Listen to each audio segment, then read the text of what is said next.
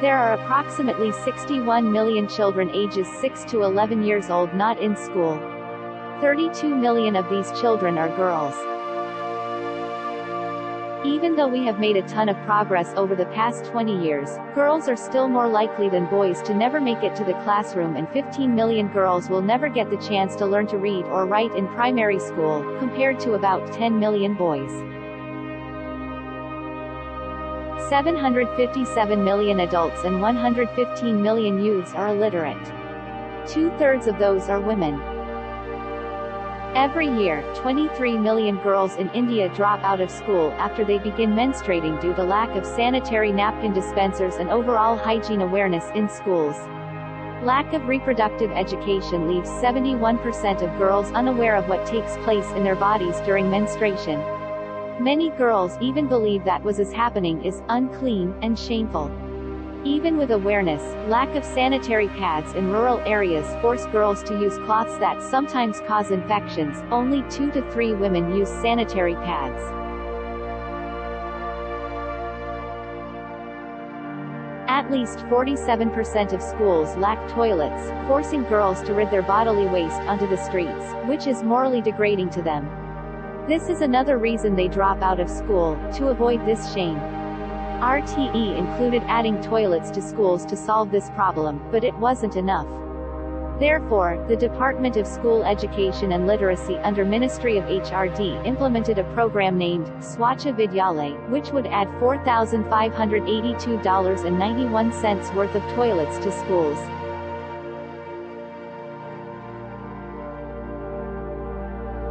However, the girls who manage to enroll in school usually persist, even if they must repeat grades. Studies have found that having a female teacher can be very positive for girls' school attendance and learning achievement. And globally, the percentage of female teachers in primary school has gone up from 56% in 1990 to 64% in 2014. A girl starting school today in Southern Asia typically receives 11 years of education, compared to 6 years in 1990. A girl starting school today in Sub-Saharan Africa typically receives about 9 years of schooling, while boys usually receive 10, which includes time spent repeating grade levels. For every 100 boys enrolled in primary school in Afghanistan and Sudan, there are only about 70 girls. Women have been surpassing men when it comes to completing post-high school education in most countries, 77%, since 1990. There are now more women getting bachelor's and master's degrees than men.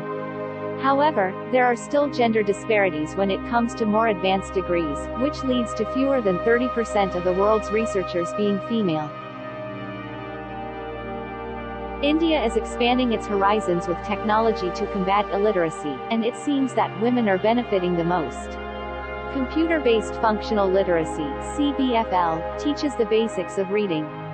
This program targets individuals ages 20 to 50, which branches out India's education system in terms of age for both sexes. Women comprised 81% of those who signed up for this efficient program. Girls who are at home due to poverty, gender roles or a host of other reasons are able to engage in education, thereby increasing the literacy rate.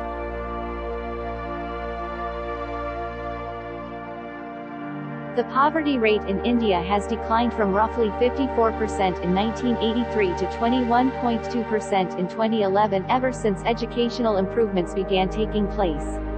Knowing this, it can be found that if India provided more resources for girls' education, its GDP would increase. By simply increasing girls' enrollment in secondary school by 1%, the GDP in India would increase by $5.5 billion.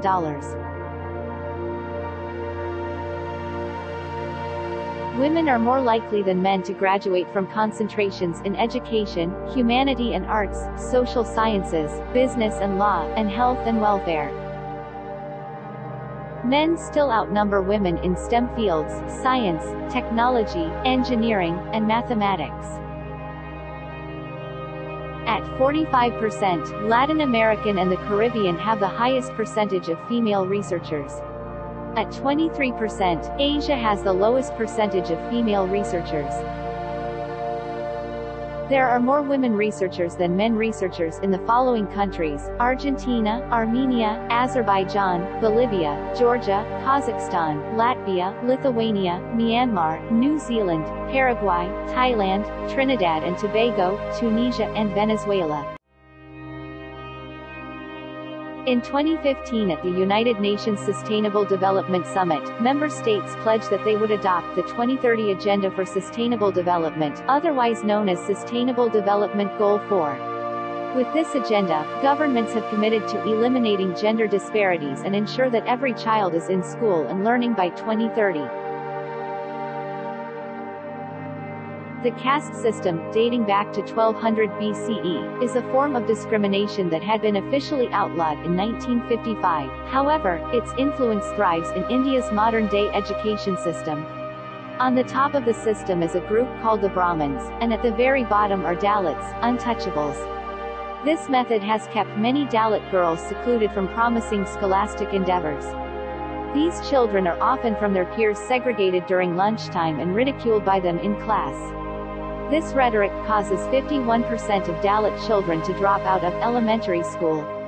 Another law passed in 1989 was supposed to protect the Dalit caste, but it is not being sufficiently enforced.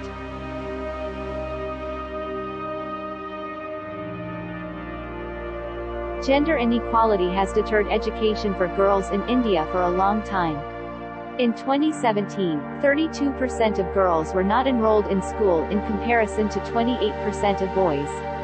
A male's education in India is more valued, therefore, it is often seen as unnecessary to financially support a girl's education due to these binding gender roles.